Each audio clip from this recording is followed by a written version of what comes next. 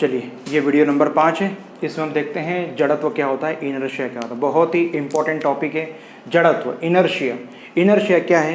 The tendency of the bodies to oppose any change in the state of motion और state of rest of the bodies is called inertia.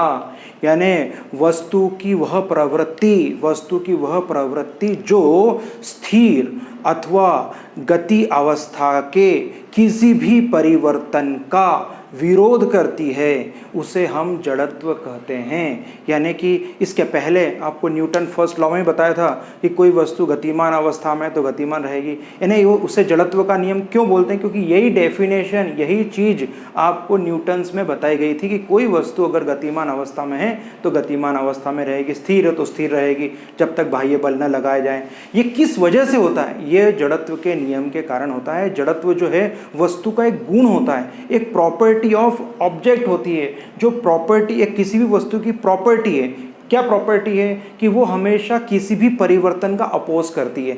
जो भी परिवर्तन होता है उस परिवर्तन का जो विरोध करती है उसे हम जड़त्व का नियम यानी जड़त्व कहते हैं।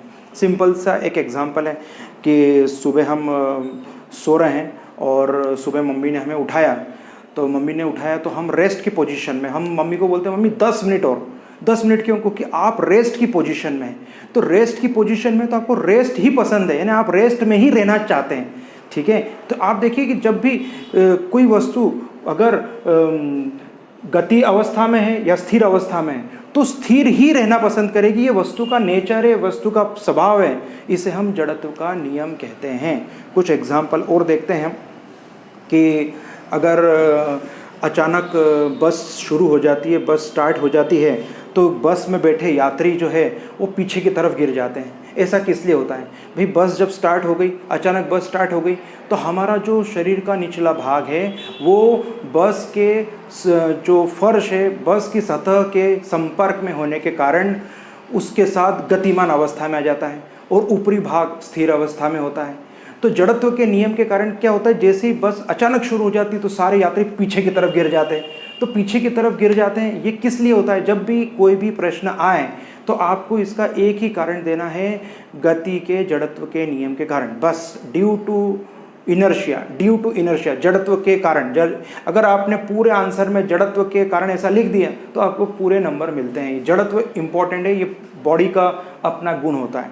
दूसरा एग्जाम्पल अपन देखते हैं कि अगर कोई पेड़ है, उस पेड़ को अगर हम जोर जोर से हिलाते हैं, हिलाने पर क्या होता है कि उसकी पत्तियां नीचे आ जाती है, क्योंकि जब भी हम पेड़ को हिलाते हैं तो इसकी टहनियों में मोशन में आ जाती है, पर जो पत्तियां हैं वो स्थिर अवस्था में रहने का प्रयास करती है। तो जैसे ही उसे हिलाते हैं तो पत्तियां नीचे की तरफ आ जाती है। ये भी है वस्तु के जड़त्व का नियम है।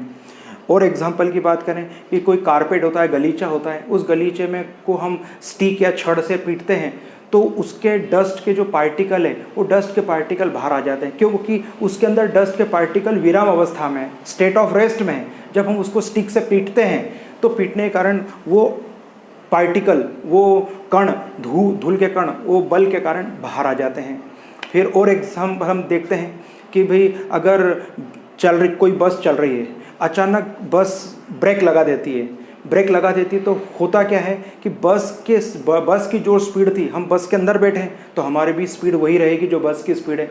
अगर बस ने अचानक ब्रेक लगा दिया तो हमारा ऊपर का जो पार्ट है वो गतिमान अवस्था में, तो गतिमान अवस्था में रहना चाह रहा है, तो हमारा अपर पार्ट जो है वो आगे की तरफ बढ़ जाता है और निचला हिस्सा जो है स्थिर अवस्था में, हम सीट पे बैठे हैं तो हमारे निचले पार्ट तो विराम अवस्था में, जो अपर पार्ट है वो गतिमान अवस्था के कारण आगे की तरफ हो जाता है। तो जब भी ब्रेक अचानक, चलती हुई गाड़ी में अचानक ब्रेक लगता है तो यात्री आगे की तरफ गिर जाते हैं। इसका भी आपको कारण देना है जड़त्व के नियम के कारण। जड़त्व ड्यू टू इनर्शिया जरूर आप लिखें। फिर हम बात करते हैं कि कोई ग्लास ले लिया, उस ग्लास पे कार्डबोर्ड रख दिया, उसके ऊपर सिक्का रख दिया। अब उस कार्डबोर्ड को आप स्ट्राइक करते हैं तो कार्डबोर्ड आगे बढ़ जाता है और वो सिक्का आपके ग्लास में गिर जाता है। क्यों? ऐसा क्यों होता है? क्योंकि जो सिक्का है वो विराम अवस्था में था तो उसके ऊपर इतना बल आरोपित ही नहीं हुआ, तो सीधे वो ग्लास में आ जाता है। तो इस तरह से ये हमने एग्जाम्पल देखे हैं ये वीडियो नंबर 5 है। अगले वीडियो में कुछ और एग्जांपल्स देखेंगे और न्यूटन के सेकंड लॉ ऑफ मोशन के बारे में पढ़ेंगे, संवेग के बारे में पढ़ेंगे, मोमेंटम क्या होता है इसके बारे में पढ़ेंगे। ये नोट कर लीजिए।